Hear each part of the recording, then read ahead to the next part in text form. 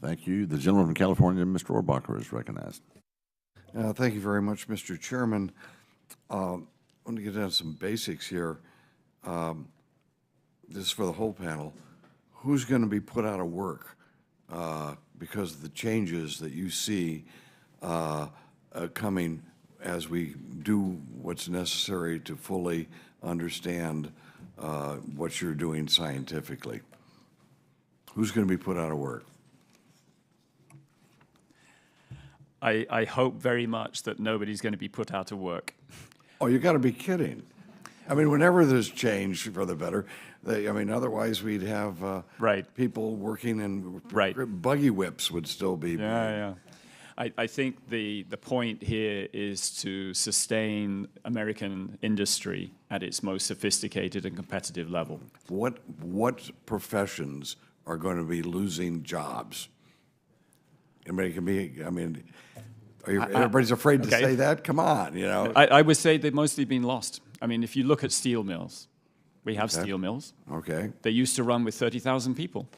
Right. That's why the population of Pittsburgh was so large years ago, right? Right. It's decreased enormously. Okay, well, Why? so where can we expect that in the future from this new technology or this new understanding of technology? Anybody want to tell me? I have a very Don't be afraid now. I have a very quick answer.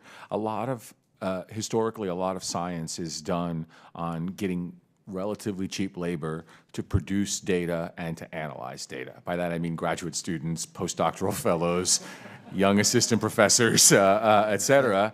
So they're not going to be needed, probably. Well, I suspect that they should still be trained, but then perhaps that they won't be used specifically in just laboriously collecting data and analyzing data. So let's go through that. Where are the new jobs going to be created? What new jobs will be created by the advances that you're advocating and want us to focus some resources on? I'm hoping that when the people who are trained in science no longer have to do all of that work, they then expand into other fields that could use scientific education, like the legal system or Congress. But what specifically can we look at, say, that will remind Congressman always to turn off the ringer, even when it's their wife? Now I'm in big trouble. Okay. Tell me, so what jobs are going to be created? What can we expect from what your research is in the future? Do you have a specific job that you can say, we're going to be able to do this, and thus people will have a job doing it? Well, I think there will be a lot more jobs in big data and data analysis and things like that, and more interesting jobs, I think, going along with what was already said, that it's really about replacing. So if we replace taxi drivers with self-driving cars, that eliminates a certain class of jobs. Okay, well, there you go. Right, but it allows people to then spend their time doing something more interesting, such as perhaps analyzing the future of the transportation system and things like that. Well, but taxi cab driver finally got somebody to admit somebody's going to be hurt and they have to change their life. Let me just note that happens with every bit of progress. Some people are left out and they have to form new type of lifestyles. And we need to understand that. Maybe we need to prepare for it as we move forward.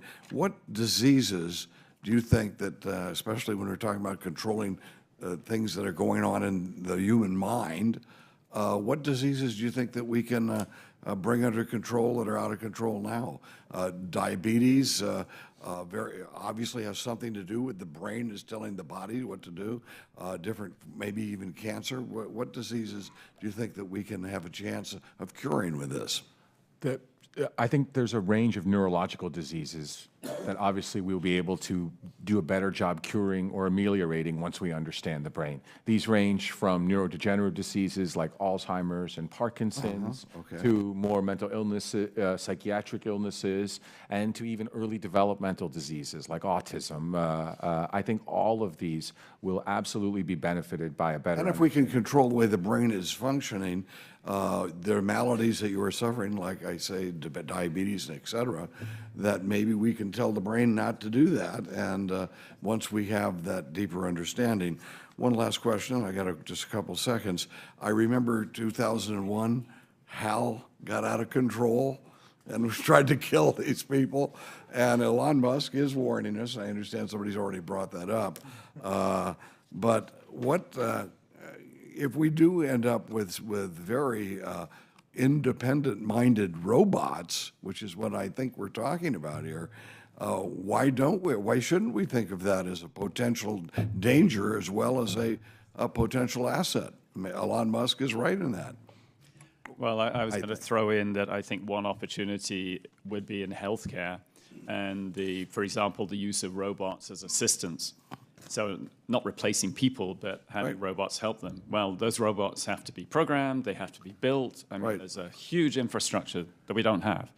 So yeah, but if these guys, if we're building robots that can think independently, who knows? You know, they're helping us in the hospitals or wherever it is. What if HAL gets out of control? Right. So I think AI has been discussed mostly in the context of how do you do something? How do you make something work? When it comes to what these machines actually do, you also need supervision. And what I think we have to do is to build in AI that addresses control and evaluation, you know, the equivalent of the little guy on your shoulder saying, don't do that, you're going to get into trouble. So you need something like that, which I haven't heard people talk about much. Okay. Well, thank you very much, Mr. Chairman. I'll yield back. You've been watching too many Schwarzenegger films.